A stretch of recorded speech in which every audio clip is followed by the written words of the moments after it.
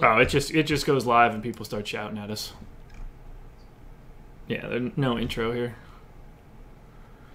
Somebody should be yelling first in the channel in a couple seconds. Stream is live, so we're good to go there. Tweet is out. And it's retweeted. And there's Jizz Dragon shouting at us from chat.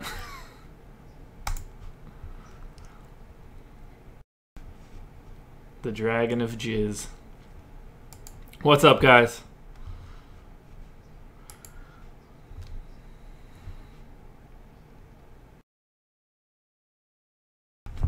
What's up, everybody?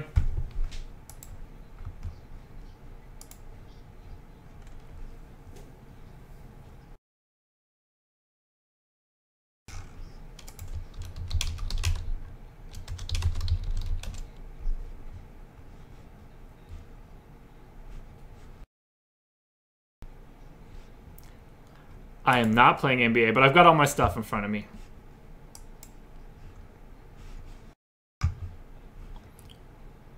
Hold on, you're not being heard at all, apparently. I didn't change it, though. That's the weird thing. It might. Test, okay, you test. should be good. You guys hear me now, hopefully? Damn, that was a great intro, too. It was very professional. Yeah, you guys missed out. Chris had a really solid intro. It was good stuff. So just pretend like you heard really professional stuff, because it was good. It was really good. Or for the, the people that could read lips, congratulations. You just got a great intro. Oh wow, Wade out, Dragic out, James Johnson out. Oh Christ! All right. So that's some big news to start it off. That's always fun. So ignore everything we just said. Shit just went crazy, and we have to reproject 90 minutes worth of playing time for the Heat. So easy peasy. So there's a lot of big injuries tonight on the slate. A lot of value out there that you're going to be looking at.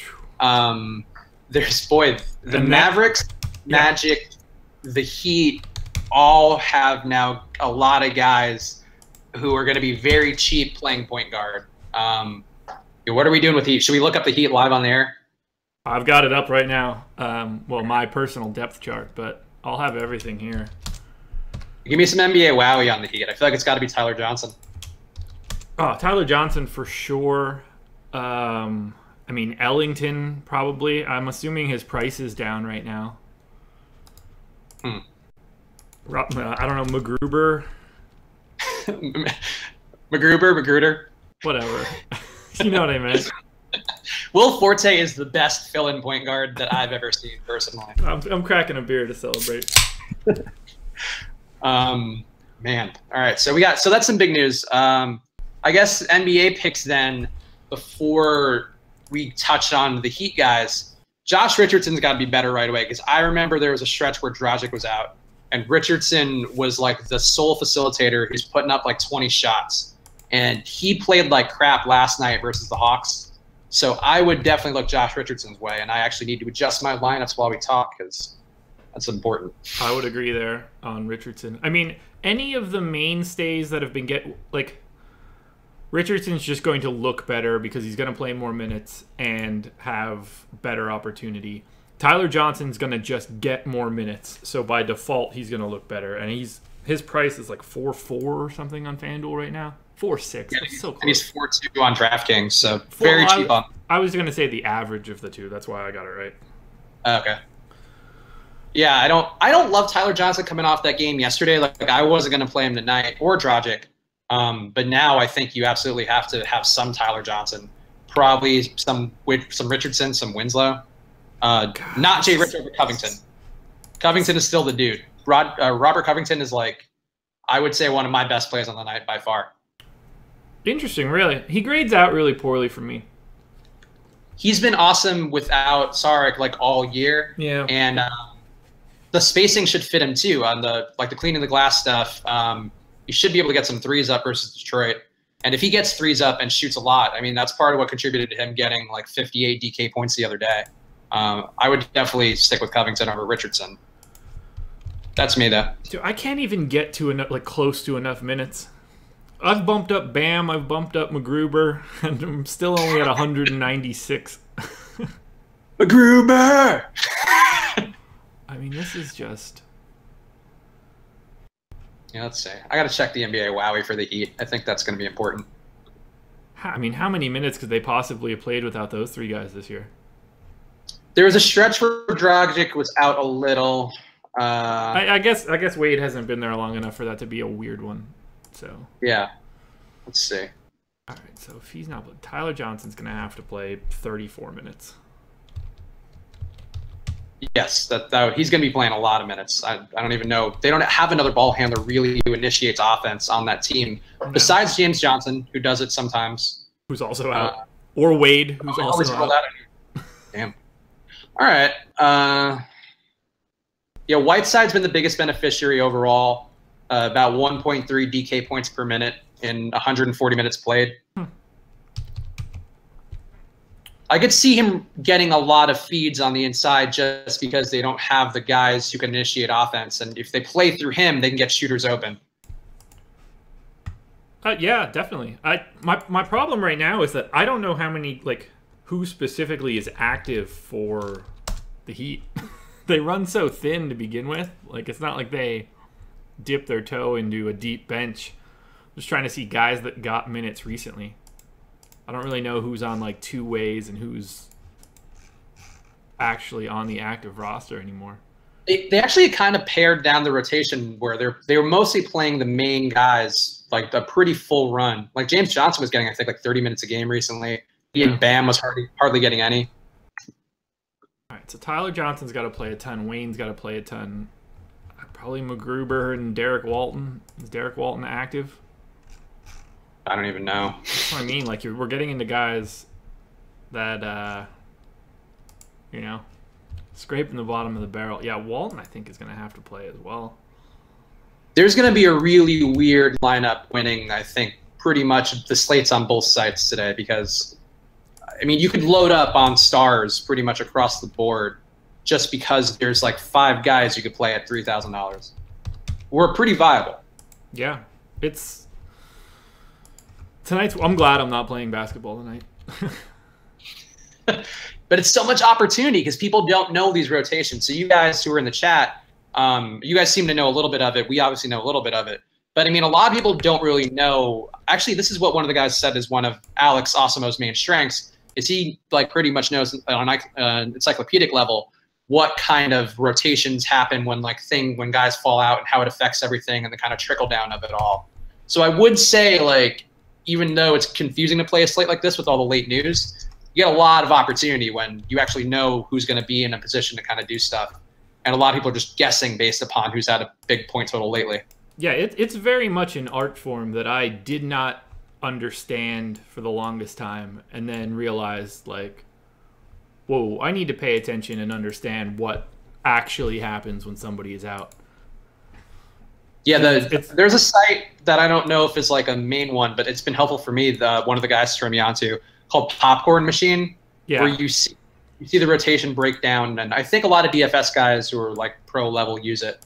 But I think it's one I hadn't heard of. And there's another rotation site. It's like NBA rotations.info or something. Yeah, has this been updated? Yeah, so this one's pretty good. I don't know if you've ever seen this or not. You can dig into like the recent games and see when people were on the floor. Oh yeah, that's very similar to Popcorn Machine. A little prettier. Yeah. So sometimes it's good to like dig into people or see like when people normally get into the game. So this is what I've been using lately. There you go. So these guys are learning things now. I don't think you've ever touched on NBA rotations.info. I don't think I have either. You're welcome, everybody. VIP treatment in the YouTube channel. Roosevelt, yeah, I'm gonna have. I'll drop an update in once I figure out these Heat minutes. Once I copy whatever Fantasy Cruncher did. I guess real quick while Josh is doing that, we could talk MLB really fast in general. Gray is the pitcher pick. I think we both agreed on that before we went on the air. Yeah, I have an overwhelming amount of him. Yeah, I don't think there's any way. He looks the best on paper. mean, the Vegas odds are the best. He's playing at a pitcher's park. He has like the best K per 9, I think, out of all the guys. So that'd be Gray. But Gray is going to be very highly owned. So, I mean, that would be the other caveat. And that's been a thing, at least in the DraftKings tournaments, where a lot of guys with big K per 9 rates have tanked pretty bad lately in submarine 50% of lineups. Just something to be aware of if you want to play with, you know, game theory and getting around a guy, and if you think there are other pitchers on the slate who might be good. Who else do we have? A pitcher, popular picks today, Aaron Sanchez, I think, right, is the other one for the Blue Jays? Or do you have somebody different? Are we talking FanDuel or DK? Yeah, I guess you're doing FanDuel, so what do you think on FanDuel? So I will predominantly have... Bounce back over to it. I'm still refreshing now, but I'll predominantly have John Gray. I'll have a little bit of Sanchez, and probably a little bit of Cueto, but you guys will see whatever I have in like the next 10 minutes when I actually crank it out. How are you dealing, I don't know if it's the same on FanDuel, but how are you dealing with the salaries? Because I don't like Carlos Martinez a lot, and he's the highest priced pitcher. I mean, I think he's like 10,000 on DraftKings. And there's just no way to fill up salary. I don't know what the rules are for MLB, like with NBA, where you're usually within $500, $800 of the price cap. But for MLB, like I was having some lineups that were around 1,000. And I don't really, what would you do, I guess, on a lineup like that or on a slate like that? I mean, if I were playing just one lineup, I'd be nervous about leaving 1,000, but I would expect to have a few that leave close to that. I don't have any problem with it, particularly on a night like tonight. You don't necessarily have to force it. There's some stacks. What are the stacks that you wrote up hitters and stacks today, right? So what are your guys that you have in that kind of stacky mindset that are going to be good and maybe cheap? I mean, if we're talking about guys that I didn't talk about, let's see.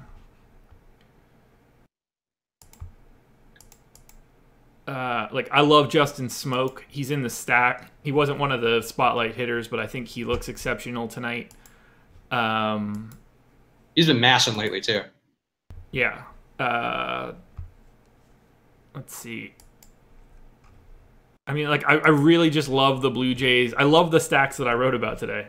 Like, it's hard to talk too much otherwise about it. Like, Dexter Fowler looks exceptional. Curtis Granderson looks exceptional.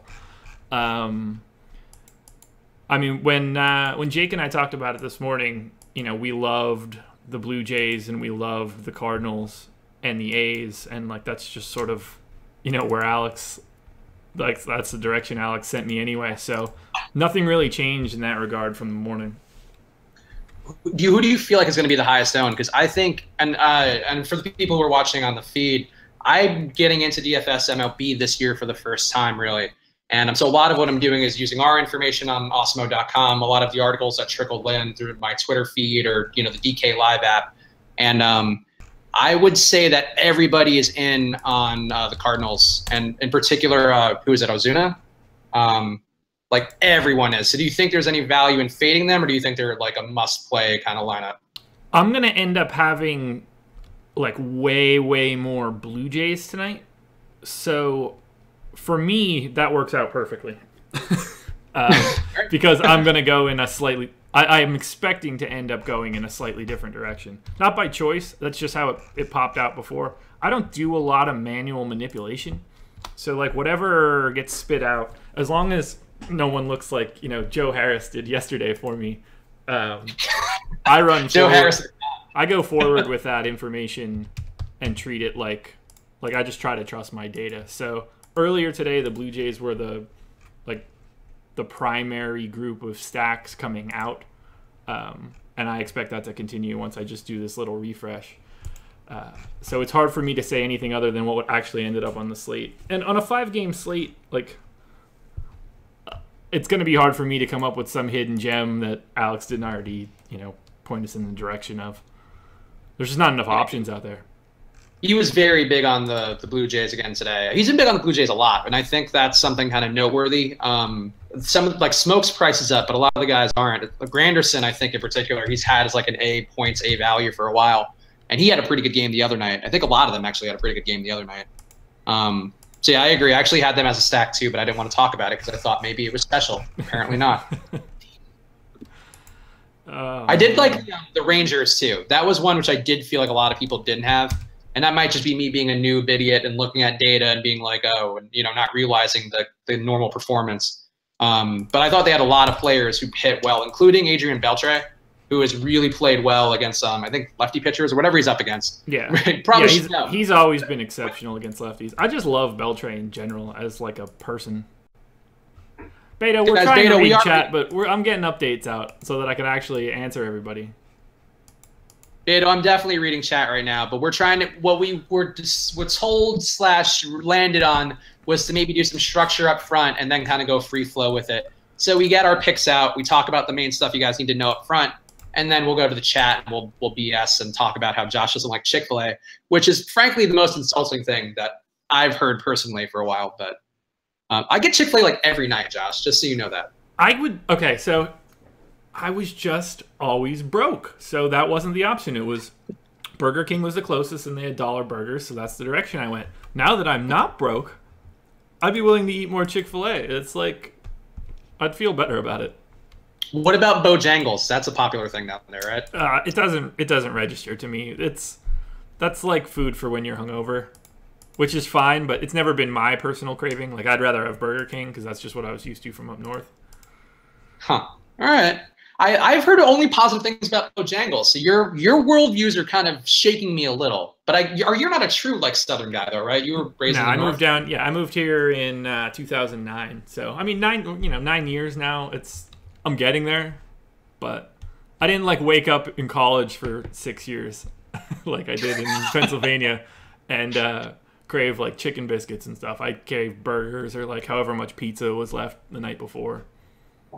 Yeah, I ate a lot of Pizza Hut in college, which is not – I'm mostly Italian, and that is probably an insulting thing to say to any of my ancestors. They would roll over in the grave and make some sort of stereotypical, like, oh, why are you at this down sort of thing. But I think that college is different. Once you get out of that mindset, you got to treat yourself to the finer things in life, like Chick-fil-A.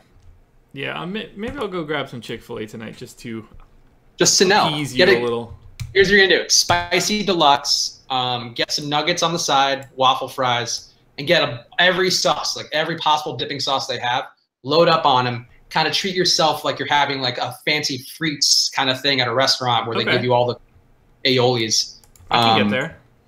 Yeah, I think you'll be into it. Dipping, especially if you indulge in some of the finer recreational things that are legal in many states, not always in others. Dipping sauces really just the perfect thing for that kind of mindset. I love a good dipping sauce. Good Polynesian sauce. Dead on. Eric 5858, spot on with that. Blanco hitting 7, Crawford 6, no Pence. I need 5, and I need Sandoval and Gorky's. Okay, sorry, talking out loud to myself.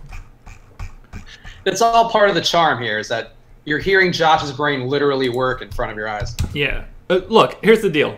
I lost 2 hours of my day to watching Liverpool romp Man City today. I'm happy to be behind. It was an exceptional day for me. Who were the Mavericks starters? I didn't even see that announcement come out yet. I wrote that they were going to use Cuban, so... Let's see. Guys in the chat, who sees the Mavericks starters? Who do we have on the Mavs? It has to be Barea, Yogi, Finney Smith, Mesri, and who did I have? I nailed it. Oh, and McBuckets. Oh, and Jamal Mashburn. Jamal Mashburn, the NBA Jam god, who people didn't respect him enough. If you go to one of the arcades, he's never one of the top picks, so the Mavericks aren't. But man, that Jim Jackson Mashburn team, tight. So good. So good. I just want to play now. Mottely! Ooh, okay, so is Mottely starting for real?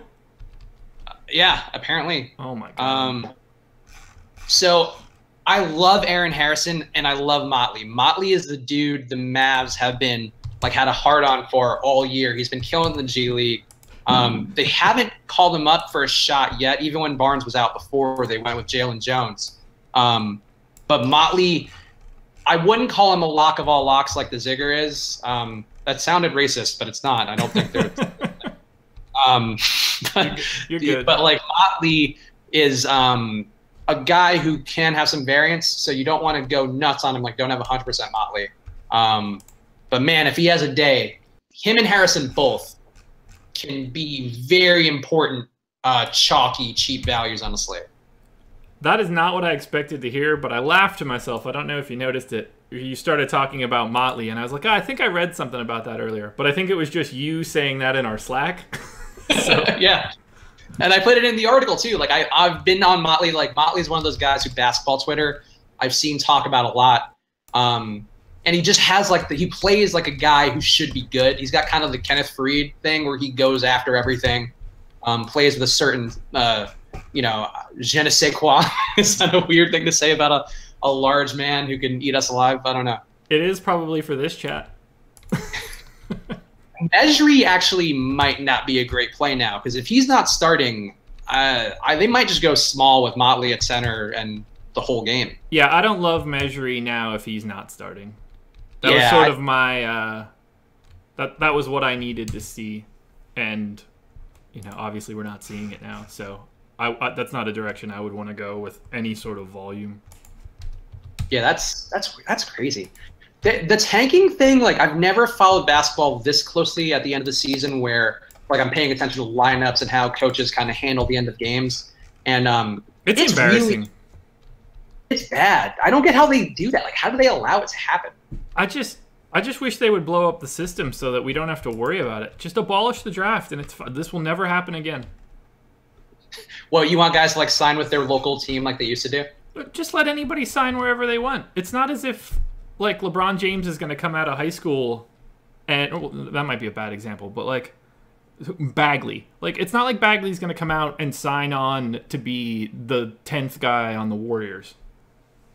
Like, no, it's true. He's going to take the money from whatever team actually has it. Like, if you still had to use salary cap money and stuff, people are going to make decisions for their own lives. You shouldn't just be locked into a team for 6 years. It's ridiculous. I hate it. It drives me nuts. They made it better in the NBA, though, where, like, it's only 3 years now, I think. But it was true for a while there. It got kind of an indentured servant-y, where they were just trapped in these awful deals. And, like, I mean, they still are kind of. Like, you're on your restricted deal for 4. If you're a first-round pick, you're looking. You're getting your stuff picked up, obviously. Then you're going to be there for at least 4 years, maybe 5. And the restricted extension is just so lucrative for the current team that, like, almost no one goes through that process and switches teams. Like, either the team matches that restricted offer, or you get someone like, I don't know, Greg Monroe did however many years ago where he played out the restricted deal, or you get somebody like Alex Len right now. But, like, if somebody max offers Aaron Gordon this summer, I would imagine the Magic match that offer. Like, he's just kind of stuck, and it'll be an extra $30 million or something ridiculous. No, I agree. That makes sense. And DiPiana or Dapiana 23. I think the issue that I have with tanking isn't so much the even the benching stars. I agree that at a certain point you don't want to risk guys like the Josh yesterday was talking about with the Hornets. Really do the opposite with Nick Batum, where he should be sitting and he has an $80 million contract left and he's still playing. That's ridiculous. But, like, just tell us who's playing and just give those guys a normal run. I think that's what I would look for more. The fact the Bulls start, like, Ryan Aracadiono is absurd. He played pretty well the other night, but he's, like, I think, be competitive with him in, a group pickup situation. You should not be playing in the league right now. You're blaspheming a national champion now. I know, and I get it. Villanova just won again. But, I mean, it's ridiculous to me that they were playing those guys. And you could tell, too, that what they do in particular in Chicago, which must mean that Fred Hoiberg has the safest job in America, but they would go on a run, and then they take the guy out. And it's like, oh, my God, that's so egregious. And it just seems bad. That seems like the kind of thing like a illicit gambling kind of site or, network could take care of, and just completely destroy the credibility of the sport. It's hard. Like, no NBA players. I mean, I would guess that point shaving and stuff still exists, but there's just so much money in the sport now that I wouldn't expect anything really funky to happen any longer. Like, it's got to be a ref, in my opinion. A player's not going to do it. There's too much money involved. There was some Ringer podcast where they were talking about it, and They were saying with some of the FBI stuff with the NCAA that they just wouldn't be surprised based on what they know if there was some like point shaving involved with players in the pros, just because there's this kind of network of all these under the money or under the table money things. And if you're a guy who's like a minimum player, and you're getting some action, it's possible to do that. Maybe throw a couple turnovers. Sure. If you're a big guy, you're probably not going to get lured in by 20 grand or something. Exactly. I'm almost ready to like actually have a conversation. I'm glad it's only 6:30 at this point. You did a good job. You were preparing really diligently in the background. I could see your screens moving around and whirring. I'm furrowing my brow. It's good. It's good. All right. Baseball projections are done. I can probably refresh basketball now. This Heat stuff is nonsense. Yeah, that's strange. They're in the playoffs. I think they're pretty locked into their spot, so I guess it does make sense from that perspective. But, and it's a back-to-back too. And, the guys are in Atlanta. Who knows? They might have went out in Atlanta last night. Yeah, that Goran happened. Dragic, big Atlanta stripper lover. I didn't know the Rockets were in town. Well, that's what Dario Saric actually had a really bad game in Atlanta too, where it seemed like maybe he had some of that, Atlanta kind of healing or whatever the inverse of healing is. So maybe there's like a big European community of like strippers in Atlanta, and we just don't know that. Yeah, that would be something that I wasn't aware of. I'm not big on the Atlanta stripper game. The data is very quickly racking up to say that Atlanta is a thriving European stripper community. Interesting. Jay Rich over Mottely. That's Jay Rich. This is one of Josh's things that he always says, and I agree with. You can't compare, Richardson and Mottely. Those are just two completely different plays. Yeah. You need the rest of the lineup to know like what changes because of it, because you're getting probably $3,000 plus of difference, something close to it. Yeah, I agree. I think that, I don't think Mottely has enough upside to justify going like that. You're better just having a safe guy. Covington's very safe. Jay Rich, it should be pretty safe. He can kind of do some disappearing act things. But, I would, Mottely is still a risk. He is still a guy you just want at like 20%, 10%, something like that. Yeah, like it would shock me if Jay Rich played less than 32 minutes. And like it's hard to bet against something like that. Yeah, and I like him. He's just such a good player. If he gets hot, he can score it, and he can also do a lot of things defensively. He can dish the ball. He's a guy that they like a lot too, where it would be great to see him kind of embrace that role more, because I don't think Dragic is long for that Miami team, and they kind of need to shake some things up. Yeah, I thought they were going to move him at the deadline, actually. Yeah, I thought there was a chance.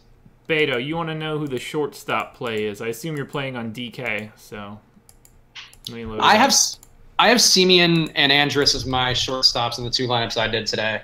I didn't like shortstop at all. Osimo's rankings didn't guide me in any direction either, so I just kind of went with guys who had the most, steady play. Yeah, I'm fine with Simeon there. Andrus, I liked in the Texas stack that I have. Yeah, I wouldn't play him solo. I would want to have him in a stack. I think Story was one of Mike Baerga in the chat. I think was right that he might be Osimo's best kind of mix of points and value on the rankings, besides Simeon. Yeah, I mentioned him this morning on the video with Jake. I thought that Story could be interesting as a righty in the center of that lineup. If you're just trying to find one-off shortstops, I think that would be fine. Back to NBA, Jarell Martin, a good play. I'm going to say no. I don't think he just hasn't done it enough. And I think people remember the one or two good games that he had, which came where he was not really the main power forward. They came where he was a small forward, kind of doing a mix of things. I just don't like him that much. I would rather play Rab personally. But again, I don't think you need to play those guys at all because there's so much better value now. That Grizzlies game has some, but it's not those guys. So I'm going to disagree a little bit with you. I would play Martin on FanDuel. He's only 4,100. Okay. He's 4,700 on DK, so that's a little bit more price prohibitive. Whereas like Rob is 4,000 on FanDuel, 3,300 on DK. So I could see flip-flopping those guys on either site. But I would expect Martin to still be getting like 30 minutes with all this morgue of a lineup out there. And if he's going to get 30, I'll take my shot at 4,100, especially against the Pelicans, who have been not the best defensively as of late. Yeah, I think that there are definitely reasons to take him. What I feel more, though, is that there's a lot of risk with him, and a risk in a way that a guy who you think of as like a power forward doesn't have risk, because he might not get rebounds, he might not hit shots, he might just kind of be on the floor. And I think those are the kind of guys I worry about, especially when they get chalky, like you saw the other night with Jarell Martin. He was pretty highly owned, and he was not good. But, that's a good point. And there's so much value out there right now. I mean, I would imagine his ownership isn't going to be terribly high. So I don't mind him as like flyers in a GPP. But there's just so much value on the board that it's kind of forcing it in a bad situation. I guess that's a long and short way of saying, like, he's not a bad play. He's just not really like a good play either. Marshon Brooks, the last I saw, he was at practice, but he was like, he had his shoes off and was dealing with his ankle. And the reason I saw this because there was a reporter who was making fun of his short fro. And that was the video I saw, and it was him on the bench. There's been no news about it. There's been no news about him actually going through a full practice or a full shoot-around, rather. But Marshon Brooks, I think, is going to play. I just wouldn't trust it. I don't know. It's hard to trust it. I would 100% agree with you there. The last thing you want to do is play Marshon Brooks and then find out that he gets late scratch, because it's one thing if like a star gets a late scratch. You don't want to get that from Marshon Brooks. It's going to be depressing, sad, all those sorts of things that ruin your night. Yeah, I agree. Drummond, what do we think about Drummond? If he's playing according to some outlets, he's been projected to play all day.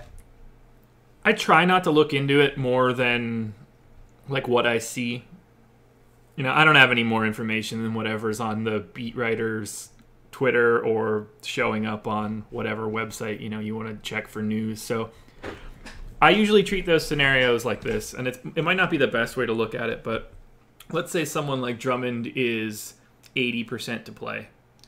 20% of the to me, you should take his fantasy total and discount it by the amount that you think he won't play. It's just like it turns it into like an expected value number. So if he's projected for 50 on a night where you think he's 80% to play, then he's probably should be projected at 40 and becomes someone that's barely in a lineup for you. That's the way that I look at it. Now, if you're playing 150 lines, you can afford to take a couple flyers, but I can't imagine wanting to sink my battleship tonight on like a coin flip for a guy on a team that's out. Yeah, I said the same thing or a similar thing in my column today on Awesemo, on Awesemo.com, a website you should be visiting if you're not doing that. Great website. Great website. A lot of talented, handsome men who work for it are doing things there every day.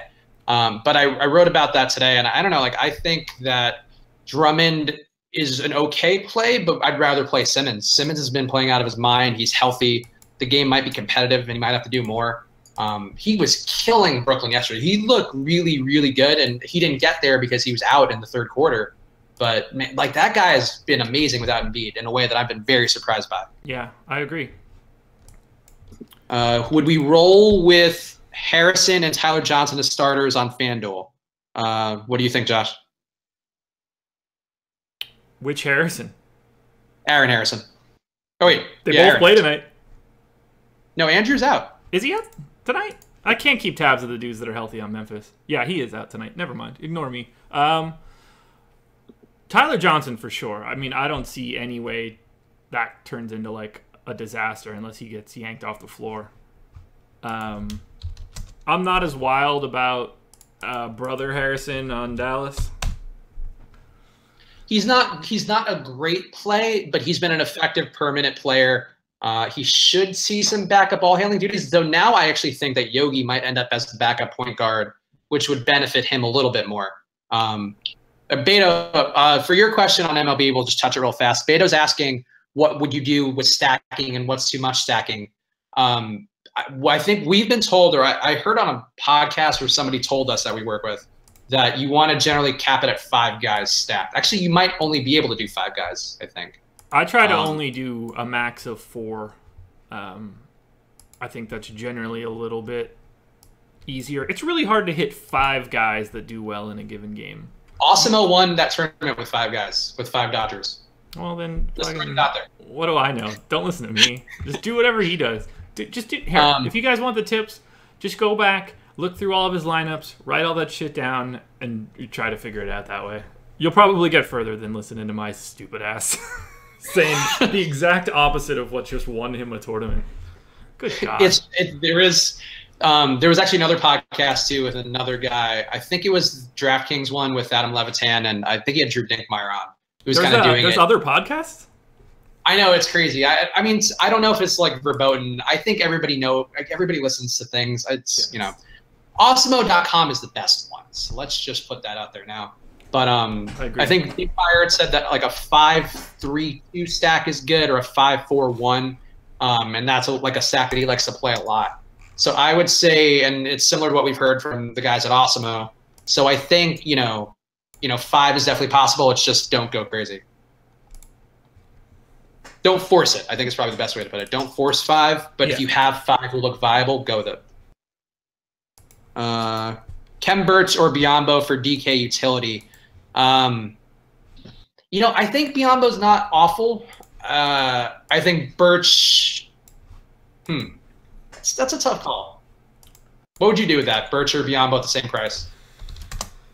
Let me take a look. Oh, I lost chat. Birch or Biyombo?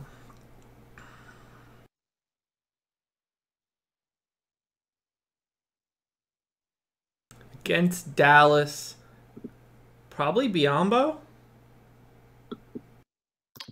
I agree in theory. I just worry about the minutes. They got a little weird with minutes last game, and I don't know that they're going to want to play Biyombo a lot.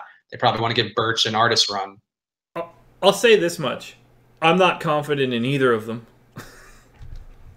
Birch is pretty good, but he's still a young player, and his per minute, he can really rack it up sometimes. And I think there is some opportunity there, just not opportunity you want like half your lineups on Kem Birch. It's gonna be a theme of the show. Just like don't go more than half. Don't dive in on all these guys who are just kind of speculative plays. Yeah. Do you see how Bill Buttlicker did yesterday? Check out chat. Well, let me see. I only see Matthew Prodewold asking a lot of questions. Oh, here we go. What? You won first place? Jeez. Good for Bill Buttlicker. That's so funny that the first day we do a show and like we call out a guy obsessively throughout the entire chat, and he wins. And yeah, you should have listened to me. I told you to play Bogdan over Healed. Come on, man. That's what you're here for. Take the tips that we give you. That's crazy. I honestly had some really good tips yesterday. Horford, by the way, just to revisit this. Horford, mediocre as hell again. Millsap was the same, but mediocre as hell, Al Horford, always. Didn't he have 35 fantasy points last night? He got to 5x and no more. I want him to give me 7. Give me 7 ones, Al. Yeah, that's fair. Try a little harder, Mr. Horford. You're making several hundreds of millions of dollars being a mediocre 5th man on a starting lineup. Yeah. Let's see us try very hard if we were mediocre 5th men making $20 million a year. It's true. I've had trouble trying very hard at things that I've done, and I've made way less than that. That's a fair point. But I don't know, Horford is good, and he has been good, and I think that's what bothers me is in Atlanta, he would have those games where he would just fill it up, get almost like a triple-double, and be blocking shots, and now he doesn't do any of that stuff, and I don't know if it's getting paid or if it's just the system on the Celtics, but he just doesn't go above and beyond. Sure. I mean, he's doing a lot of things that don't necessarily translate to a daily fantasy score. Yep, I agree. 33 last night in DK GPP with Kilpatrick and Daniel House. Oh, Daniel House, by the way, that was the dude. And he was highly owned. I was surprised by that. He was 27% on the DraftKings Big Jam. Okay, so I know people had asked questions before. Just to give this now, these are going to be the lineups that I load in for right now, barring any weirdness. 39% John Gray, 28% Carlos Martinez, 11 apiece to Cueto and Sanchez, and then a little bit of Mané and Felix. So if people were looking for who I'm running out there as pitchers. I think Manaea is going to be popular tonight, and I think a lot of people don't realize the fact that because he throws a lot of Ks, he could also get shelled pretty easily.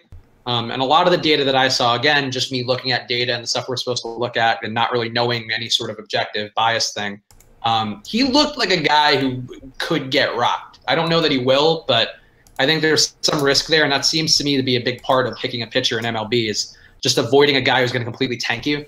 And I worry about a guy with bad control who comes after and tries to throw a lot of strikes. It's hard for me to take or to evaluate him seriously. Another thing that I mentioned this morning. Have you ever played OOTP, computer baseball sim game? Used to play it constantly and still do. But I had Manaea on the Angels for like an 18-year career. So like I have this like rooting interest for him from nothing more than a video game. So to top that was something even worse because it's not real life. I had played with my buddies. We lived together our first year out of college. We played NBA, 2K7. Played it through for the entire run. Played like a 25-year fantasy franchise. And there was a guy I had who was his like comp on the draft thing was Turkish LeBron, and his name was Greenwich, and he was the best video game basketball player I've ever had in my life. And I remember it vividly. That's outstanding. And he's not real. Milos Greenwich does not exist. But if he did, he'd be like a 12K player. I just want to use him. Like, I want to know more about him now. He was like, he had great handles, great range. He was like a stretch four in a time where like the league wasn't ready for that. One of those Mehmet Okur characters. One of those guys who just like from the days of yore that the NBA wasn't ready for. Let's see. We got a guy who's a first-time MLB DFS, so let's take this. Yeah. What do we think of the lineup with Gray, Olsen, Lowry, Donaldson, Simeon, Granderson, Kane, Davis, and Arenado on FanDuel? I'm going to have to... For Brandon T, if you want to pull it up on chat. Yeah, I'm going to have to listen to that again. I'm doing my last little paste here. Okay. Gray, Olsen, Lowry, Donaldson, Simeon, Granderson, Kane, Davis, and Arenado on FanDuel. Yeah, I mean, I don't have any problem with anything that I heard. I actually have a lot of those guys tonight, so I would be on board with that on DraftKings, but... I think Kane is the only guy that I don't have grading out as something like particularly amazing, but let me double check it. I don't want to talk on my ass here. What? This guy won the first guy I would pay up for in the outfield. I don't hate it though. So do you see this, Josh, that you helped the guy win first and third in the Big Jam tournament? I didn't. Where are we at?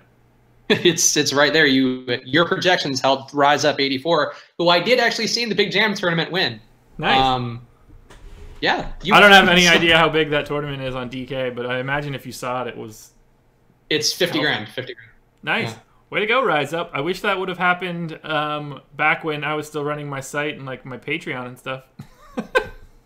I think it's hilarious that like we hear all these guys winning, and I did mediocre as hell last night. Like, granted, I'm not max entering or anything, and I feel like that's obviously a pretty big limiting point in some of those tournaments. But man, that's crazy. Good for you, Rise Up 84, yeah. and Bill Butlicker. What a bunch of winners. Nice work. We don't tout either. Like, that's the thing. Like, we've discussed internally. Like, a lot of the DFS sites you see out there are all about like touting and like send your screenshots and whatever. And we don't. We've been told or we've discussed like it's not the best thing to do, and we don't want it to be that. But the fact that it's actually working is like amazing, and we're very good for you guys. I want to hear about it all the time. It makes me happy, and it's sort of like it makes me feel like the process is working in some way. Yeah, I agree. I think we've helped like people do things. That's great. That's a life-changing amount of money. Good for you, Rise Up 84, and Bill Butlicker. Great people in the chat. Semi and Yelich. Beto, I like those guys. And the Aldridge OTP stream is coming soon. Aldridge or Simmons on FanDuel? Aldridge for me. Would you play Aldridge and Simmons instead of AD? Or just one of them with AD? I would avoid Simmons. But everybody that's listened to me for 5 months is not going to be shocked by that take. So Yeah, Simmons never grades out for you well, right? no, and well, like here's the thing: he doesn't grade out. He shouldn't grade out for anyone well. Like ignoring my personal projection system, like where it's cooked up on my own. If I filter this down just so I could show everybody what I'm talking about, this column right here, Ben Simmons is projected for 40.6 fantasy points. So I have his weighted fantasy points per minute for the entire season, using the most recent shit as the highest weight, early season, barely any weight. And if you just use that, his actual performance to date, he grades out at 40.6 fantasy points in 31 minutes. Like, it's way lower than his salary range. So he grades out poorly for me because this is just how he's performed. I don't know why his price is $9,700, but in my opinion, it's too high. It's not matching the performance. It's funny though, because like in all these games, I don't know if you followed them that closely while they've been on, but he's been racking up points. Like he's had 25 fantasy point first quarters, like 35 points at halftime. I think the other day, maybe like 30 points at halftime. Like he's just been accruing it fast, and it's every stat category at once. He's just piling up, and I just wonder if like something like that, because those are random in theory, but he's almost so good that they're less random. I don't know if that's like actually a data thing. And the way that I'm describing it definitely doesn't sound like a data thing. But like the fact that he's so good, it seems like he's just decreasing the randomness. Well, you have to remember that this is a guy that doesn't take a shot outside of 8 feet. Like, there's no, Ben Simmons got hot and hit 6 threes in the first half. Right. I think he has like 9 attempts on the year. And most of those are like, end of the clock heaves. It's hard for him to accumulate points without just getting to the rack in transition constantly. Like, he's probably going to need a couple steals that he got himself and got him ahead of steam to really crazily go off regularly. Otherwise, he doesn't really, he can't just get hot with a jumper. He doesn't have it. I just feel like he does all the things so well. And those guys also, I mean, their pace now is number 4 in the league, I think, which I didn't even realize, but their pace has gone soaring up. And I just think that he distributes the ball so well to a bunch of guys who can hit open jumpers. Like, that team, I think, can do some serious damage in the playoffs because they're clicking in a way. And if you guys on the chat won't know, or on the live stream won't know this, I watch a lot of basketball. And you could tell the teams who are playing well at a certain point, and obviously the data tells you a different story sometimes. But Philadelphia on both fronts has just been steamrolling everyone in a way where it's very impressive. And I think they can make some real noise. And I think Ben Simmons is a big part of that. He just does things that don't make sense in the modern NBA, but they pay off every time. Yeah, I like him as a basketball player. I think he's really good. I just don't think that his price matches what his true upside is. I don't know. It's just he never grades out well for me. I never really have him in any tournaments, particularly at this price point. 97 is a bundle. I agree. It's a lot, but I just watch the guy, and I've seen him and just watch him on my lineups. I'm like, wow, man, he's really doing a good job out there. And I get it. Let's go to chat, see what we have. Anybody good? Would you go Mottely or Cleaver? Cleaver. I mean, Cleaver for me. Yeah, I think Cleaver's safer. Mottely might have a little more upside, but Cleaver's shown it a lot more. And I think if you're building a team, I'd rather go with the guy who's super cheap and shown it more. And if Mottely blows up, then you'll feel a little stupid, but have a little bit of him. So, I mean, as long as you're doing a couple lineups. I think it's much more likely that Cleaver plays 30-plus minutes tonight.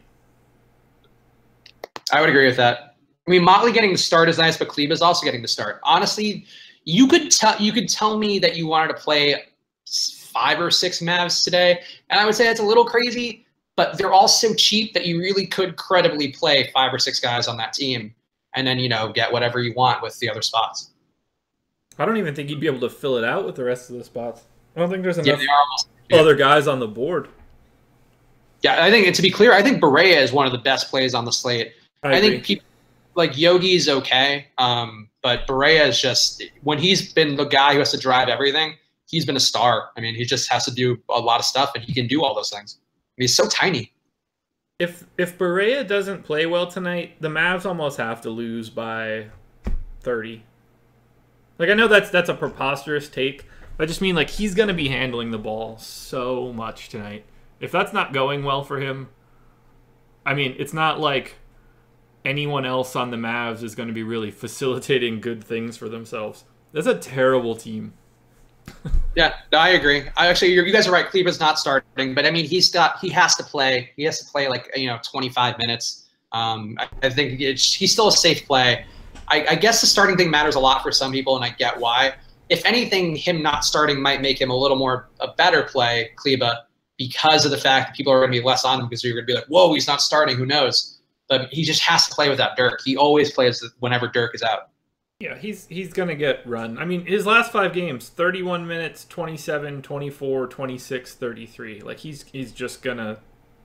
And that's, now we don't have Barnes, we don't have Dennis Smith, we don't have Dwight Powell. Like, there's only so many minutes to go around. He has to play by default. Yeah, I agree. And I think people saying that Mottly's going to go off, like, Mottly can go off. And like I said before, I like Mottly a lot. But I think that it's just there's risk there. And it's the whole thing that you're trying to do is, have upside and limit risk.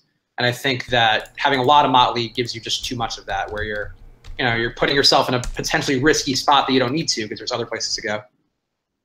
Chat saying DraftKings is down. And it is. That is not ideal. That's why I play on FanDuel, people. I did mine in advance. I didn't adjust for this stuff, but I didn't have Dragic anyway. So it's supposed to be up down for everyone or just me. Ooh. Oh, no, that shit is down. That is not ideal. Oh, people are going to lose their shit. Well, the last time that happened, DraftKings completely canceled the slate, which was fun because it was like a night where like a lot of people had really good lineups, and then they just canceled it completely. I mean, that's what they have to, like, that's all you can do. I guess, but like it bothers me if you're going to cancel that, but you don't cancel like the night that the Smoothie King leak night, where it's like that was obviously the best play on the board. A lot of people are going to be going there, and then you just play the slate because I don't know. It just seems like it benefits the people who spend the most money on it, and I get that's the people. But. Yeah, that's just tough shit for that day, in my opinion. Like I don't ever care about stuff like that. If it happens after, like, something negative happening at that arena has nothing to do with the product that DraftKings is putting out. Like, that's just, if you had them, tough. That's where I land on it. Like, I don't think they should ever be giving refunds or giving out like tickets or anything. It's out of their control. When their site is down, that's a problem because that's people like, you're actively affecting, some people's livelihood, myself included to a degree. But when it's outside of their control, like late scratches and stuff where people freak out, it happens. You're going to be on the plus side of that thing just as much as you're going to be on the negative side. I try to be zen about it. I think you're right about it. I think to me the issue is more of I feel like there's a customer service thing you can do where it's better than like kind of a shell game thing. Sure. Where and I think they not to criticize a company that obviously we're dedicating our lives to talking about. But at the same time, it would be nice to see them, like Yahoo gave people money back. Yahoo might have the money to burn, and Yahoo is known for wasting money, but still. Surprised they're still a website. All right, any last run of questions? This poor guy's got a lot of Kobe Simmons. That's not a question. Is AD a play or not? AD is absolutely a play. The Pelicans are projected to have more points today. It's got to come from him or Drew. He's going to be owned out the ass because there's nowhere else to spend the money. That is also true. Drummond is warming up. Yeah, so Drummond's in. And McGruber and Babbitt are starting. Oh, good. That Heat team. That is a bad lineup they're rolling out today. And what's funny is they'd probably be 10-point favorites against the Mavs. The Mavs lineup is the joke of all jokes. That is something where they should just be personally ashamed. You mentioned yesterday Osimo and other high rollers usually limit exposure to 50 to 60. Is this due to volatility and just not spreading too thin? I honestly think it's just a function of the data more than anything. That would be my guess. I would guess that when he's running his numbers or when anyone's really running their numbers, they have enough, either if it's Fantasy Cruncher, whether it's randomness or unique players, their setup before the crunch is going to naturally lower ownership because they know how volatile a lineup is. I don't think that it's anything significantly forced. Yeah, I'd agree with that. I think it's also that, with that much data, I think, and if you're max entering, you got to think of it like if you have 50%, you have then 75 lineups of this guy who might have some risk, but, you have 75 lineups and then you have another 75 lineups that you can adjust from that guy. Whereas if you're entering 10, it can be tough to limit to 50% because, you want to have the guys you like the most in there. Absolutely. And it's a kick in the dick when you love this guy and you limited exposure. Like Josh was saying yesterday with having some guys are targeting 80%. That's the worst when you have a guy and he's just not in the one lineup. Yeah, like when you have 40% Joe Harris, but you still finish 10th in a tournament. That was really you overcoming yourself in some ways, but that was very impressive that you 3 did that top well 50s that I was able to get to sans Joe Harris. I'm very happy. That is amazing. Shit, I gotta take the trash out. Let's see. Now we're locked. Let's see. We'll see what DraftKings does. I got some edited lineups in, I think, but I don't know if it worked or not. Well, we can talk baseball for the next 7 minutes. Oh yeah. What do we? We got any baseball stuff? We already set our picks and all that and our stacks. So, what do you guys have for baseball for a website that maybe works? Yeah, you guys should try FanDuel. Oh, Mottely's 1.5. So people just didn't get their lineups in, according to Jizz Dragon at least, our reporter on the scene. Mottely is at 1.5% in that tournament. Like, I don't think it should have been terribly higher than that, but 1.5 is way too low. Yeah, but he's not someone I would want to run out in like 30% or anything for a day like this, but yeah, I would be. I'm a little upset I didn't go more. I have 2 lineups with him. Assuming the slate goes off, I have 2 lineups. I might have 0. We'll find out. But yeah, that's low for a guy who is this hyped. I think a guy like that much hype, he has to do something. I'll be very upset. Holy shit. Maybe I should be checking my lineups here. I've left $4,100 on the table on a lineup on FanDuel. I'm okay with it. Like, I like the lineup on paper. I like all these dudes. I mean, tell you what, nobody else is gonna have that lineup. There's a decent chance of that. Like every piece of this I like. 1, 2, 3 stack of the Blue Jays. Aaron Sanchez, Semien, Chris Davis, and Joyce from the A's, Fowler and Gallo. Like, I don't have a problem with anything there. It's just, I mean, that's just how the day is set up. It makes me think that I'm over-calibrated to my pitching to my pitching projections, but that's something I'll look into. That's why I'm only mass entering the quarter. This is very much a beta. So does FanDuel have like a 150 entry quarter? Mm-hmm. See, I was looking for something like that on DraftKings because like I've been chasing these like big tournaments I don't have enough I don't have to bankroll it, and it's like they only have 20 entry ones. Yeah, you're right. And I just, like 20 isn't really, you're not getting the full experience of what it's like to kind of cover your bases in a certain way. Yeah, like if I'm gonna do that's another reason why I don't play as much on DK. Like if I'm gonna do a 20 max, then I'm gonna be entering a much bigger tournament. It's easier to get a little bit of volume in FanDuel. So yeah, I maxed the quarter here, so I'm obviously gonna have some lineups that are preposterous, but there are a lot. Oh, that one left $6,900 on the table. I probably should have tweaked that. Look, I was up yesterday for this Joe Harris nonsense. Maybe I'm just a genius. It would be funny if you just like have your biggest nights barely paying attention and it all comes to second nature to you now. That's probably what it's going to be. Oh, look, I trust my projections, so we'll see how much that matters. All right, one last one before lock, Josh. Simeon or Story as a fill-in? Which site? You're not going to get an answer immediately. Don't worry, I'm used to this one. They'll answer, don't worry. Okay. Oh, it's beta. I just want to help the people in a timely fashion while the websites work. If I would have known that it was Beto, I would have known it was DK. Well, 2 guys actually asked. Oh, okay. Semyon or Story? Semyon for me on DK. It's not particularly close. Yeah, I have Simeon too. I couldn't get to Story and feel comfortable. I got there at the same price, but I don't know. I just like Simeon felt a little right to me. More right on DK. Story's $400 cheaper on FanDuel. Yeah, that could be a big thing in baseball. What's the return on baseball you have to get again? Like 2.5 per player, 2.5x. That's where you want to be, basically. Okay. Let's see. All right, so now we got lineups locked. We'll do our thing again where we take random questions if you guys want to throw anything in. So put your stuff in the chat. Derek White, you already got the answer. It's wait, actually, what was the answer again, Josh? For Simeon or Story on FanDuel? Simeon. Simeon on FanDuel too. Yeah.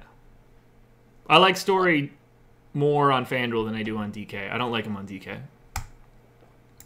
So actually, let's place a bet. Do you think DraftKings is going to cancel the slate, or are they going to be like, sorry, like it was mostly up? I don't think they're going to cancel anything. I don't know. I got to it and it was working for me, so they'll give out tickets and stuff to people that bitch. So yeah, guys, if it worked for you, if it didn't work for you guys, contact them immediately. They're more likely to give you guys stuff if you complain right out of the gate. Yeah, I'm gonna ban your ass. Don't be talking about Man City beating Liverpool next week 4-0. You'll never be in this chat again. I'm just kidding. Yeah, I would never do that to you. Day. I would never do that to you. You're no Liverpool won. Where'd you go? Oh, there you are. I'm right here. So Liverpool won, and you won in that tournament despite Joe Harris. So I feel like you've had a pretty strong 24 hours too. Maybe not $50,000 win tournaments, but not bad. Yeah, look, I've been running hot lately. Things are going really well for me. I think it's a lifestyle thing. I think that I'm putting good shit out into the world, and the world is giving me good shit back. I honestly had some fantastic picks in my column yesterday where I specifically pointed out, guys, a couple of them I didn't even use much myself. And I'm wondering, is there somebody out there who's paying attention to everything? Who's just it resonates enough with them or they retain that? Because I don't hear about it as much as you do because I don't have a live chat of my life, basically. Sure. But you don't record 6 hours worth of video a day or whatever the hell it ends up being? A lot of opportunity for people to reach you and tell you about your successes. Yes. They're more likely to reach out and tell you about your failures, though. Let me tell you what. That does sound right. I'll actually remember the first feed that I watched with you is the one where you had your guy, Dark Blue, and he said Ilyasova, and I actually played a little Ilyasova, and that helped out a lot. And he dropped 50 or something stupid. It was ridiculous. And that was completely random. There was no reason at all for that to have been a thing. No, Dark Blue was a gangster for 3 weeks. Did he just disappear forever? Into the ether. He could be here right now.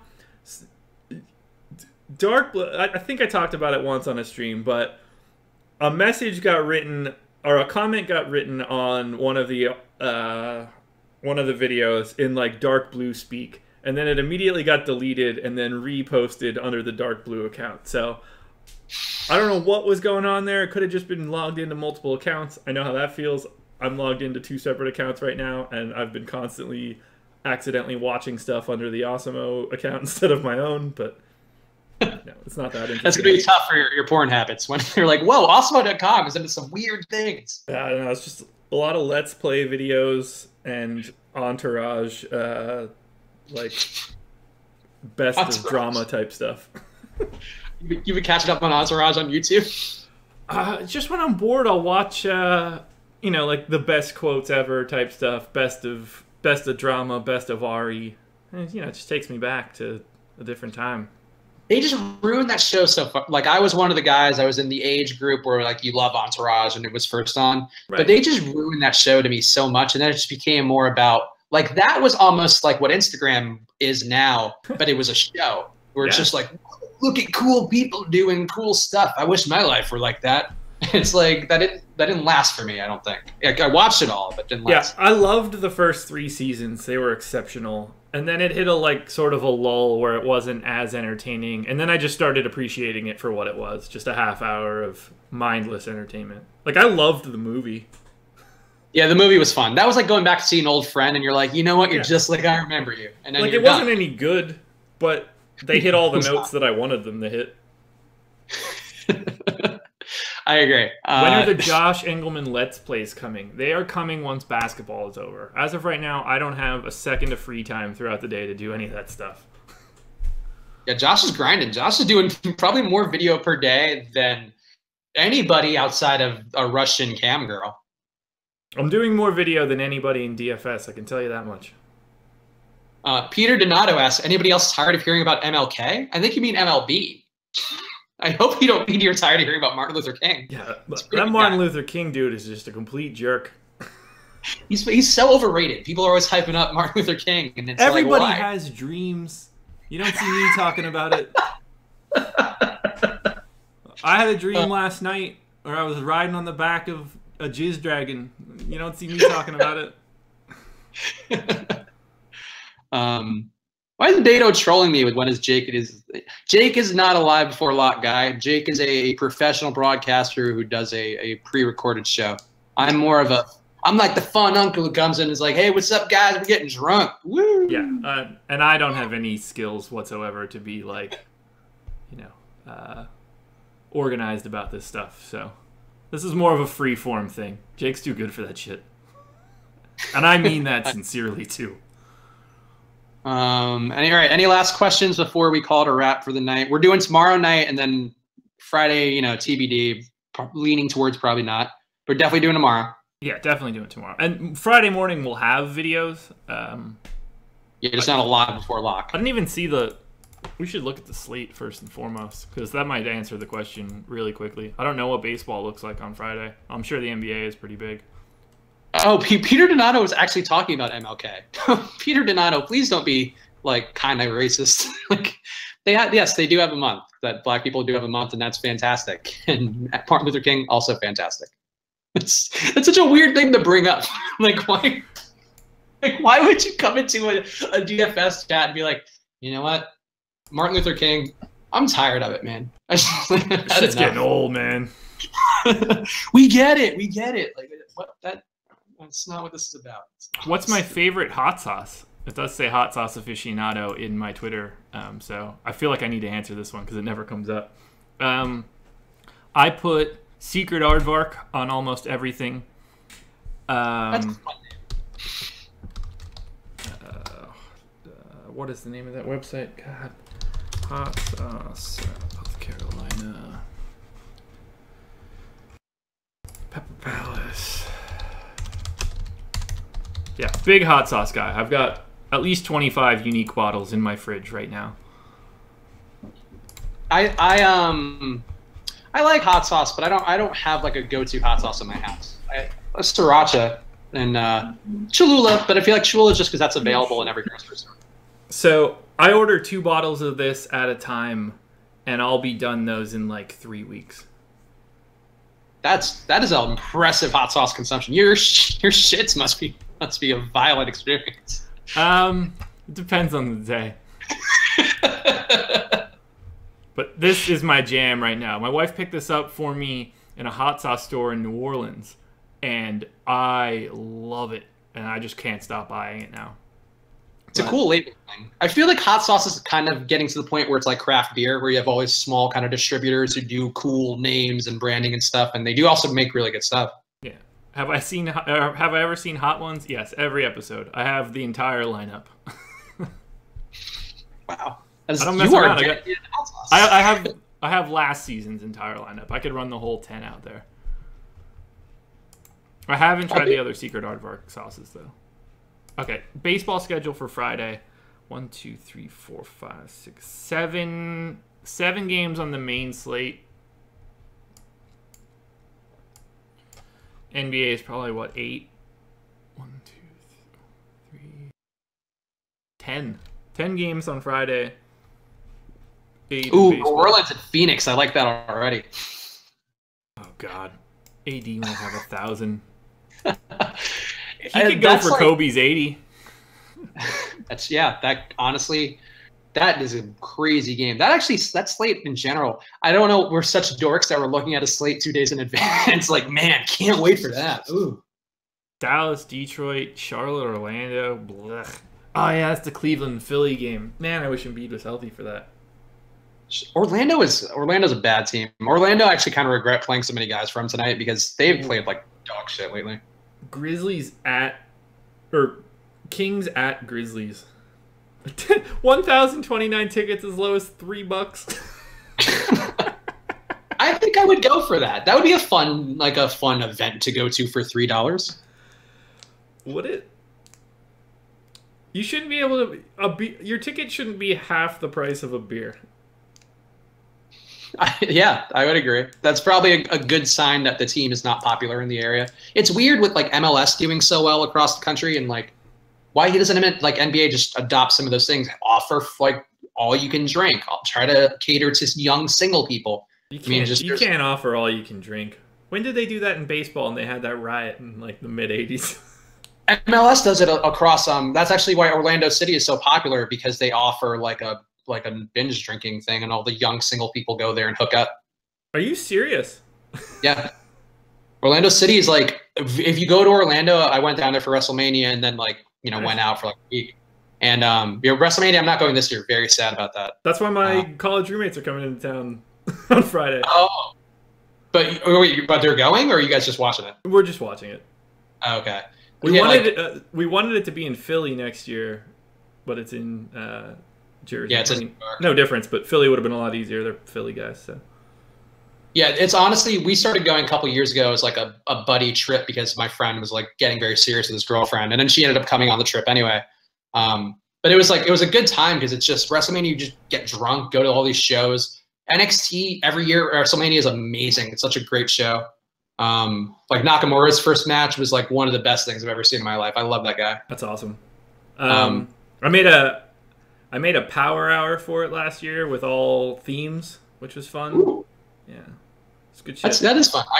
WrestleMania and Royal Rumble also a very fun gambling thing where if you have like 10 buddies, you all pool in money and just do that. That's actually been a very fun hang a couple times. So we do a normal, drawing numbers for the Rumble every year. We've been doing it since, I don't know, 04 or something like that, whenever we were all in college together.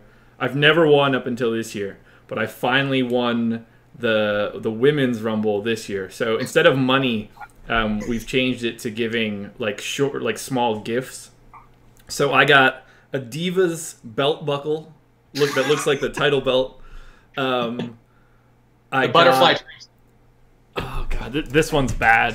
I got a Benoit Club coffee mug. For when you want people to know you casually support. This might not even be on here. I won't. I'll have to send you. I'll have to take a picture of it and send it to you on Slack. So it's got like the Bullet Club logo and everything, but it's got like 2 Bowflex machines on it instead. It's really bad. Oh, Jesus. It's really, really bad.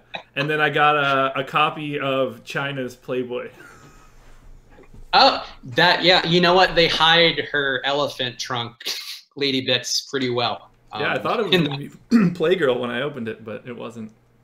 We haven't talked about this. We're wrapping up, guys, in like 2 minutes, but I actually worked at WWE when Benoit did that. I was in publicity department, and that was part of why I left. Because like there was talk of congressional hearings. I had to come in every day at like 7 in the morning, stay till 7 at night, doing coverage reports on like Nancy Grace, because they would have wrestlers on every night saying like, yeah, they're killing us and blah, blah, blah. So it was a weird time, but like I was actually on vacation when he did that and had to get called into the office. And yeah, it was fun. I say in the most sarcastic way I can possibly say. That's crazy. I had no idea.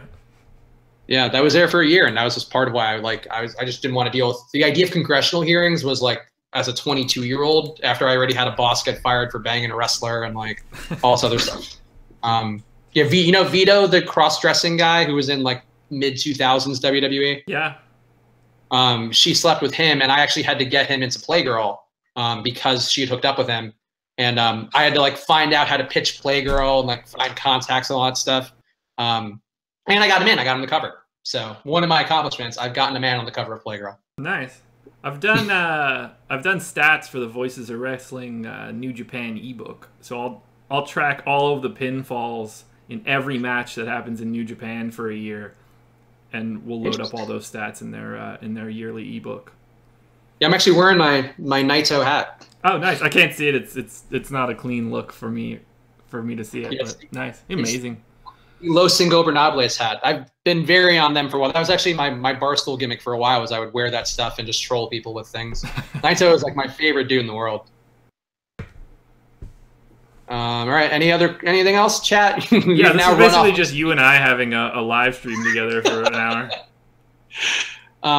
Peter Donato, noted hater of MLK, says that Stephanie McMahon has a very nice ass. So you are contributing a tremendous amount to the discourse today, Peter. I appreciate it. Anything else? I think he only thinks that because she's white. Yeah, if you had a black woman in those leather pants she was in on Monday, if it was Miss Jackie or something. Oh God, when her top got pulled off on that UK pay-per-view that one time, I think I was like right at that pubescent age, and I was like, that was a big one. That was like my first interracial love affair. The Attitude Era was a good time to be like a youngster. They were there was a lot of dry palms from videotaping pay-per-views that Sable was inexplicably in another bikini contest. Yeah, it's like, oh, did you hear like Sable's definitely gonna be topless on the pay-per-view tonight? It's like, okay, we'll all throw $5 in. Somebody's gotta convince their parents to get this. It's a thin line between pro wrestling in the 90s and pornography. It really was. And just like bum fights. It was just trash. That's a great bum fight. People probably don't really know what that is anymore. Yeah, that was so early internet. That was the Sublime directory days of the I was gonna say like E-Bombs World type stuff. Yeah. We went different directions there, but similar. So. Yeah. Either way. All right, guys. So I guess we'll call it quits now. We'll be back tomorrow. Josh, any final words? Yeah, I'll let you guys know how good it is to leave like $4,000 worth of FanDuel salary on the board and half of your lineups for baseball. So we'll check that out for tomorrow and see what sort of negative impact that has on a bankroll. Or what if you just win the tournament with that? And now it's like, well, I guess I have to do that every time. Just have to leave several $1,000s. If I win the tournament tonight and I leave more than $2,500 on the line with that lineup, I might just quit. Everything we would have learned over the last few years would mean nothing, I think. I mean, seriously, one of them was like $4,400. 46. I have high hopes for it. I think 52. It was a good slate to do that with. 52. Dude, that's 20. Right, that's $29,800 of salary. I like the lineup too. That's the worst part. You're showing people that you can have a contrarian lineup. I think that's what's important. It's not all chalk. Look, here's the deal. I have an ass load of the Blue Jays. I basically have everyone that's relevant on the Blue Jays, and then 3 to 4 random guys along with those guys. So we'll see how that shakes out. Go Jays. Yeah, we're going to learn. All right, guys. We'll see you tomorrow. Have a good night. Have a good one, guys.